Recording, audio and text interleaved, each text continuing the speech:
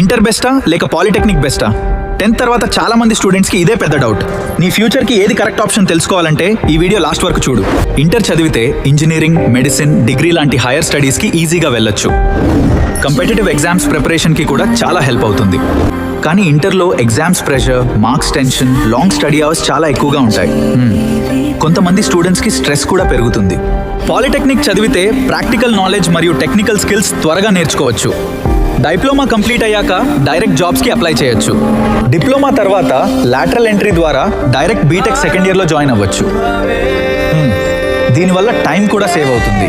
కానీ పాలిటెక్నిక్లో college life మరియు broader subject knowledge కొంచెం తక్కువగా ఉంటుంది. కొన్ని hire study options later limited అవ్వచ్చు. హైయర్ స్టడీస్ మరియు కంపిటేటివ్ ఎగ్జామ్స్ గోల్ అయితే ఇంటర్ బెటర్. త్వరగా టెక్నికల్ స్కిల్స్ మరియు జాబ్ ఆపర్చునిటీస్ కావాలంటే పాలిటెక్నిక్ మంచి ఆప్షన్.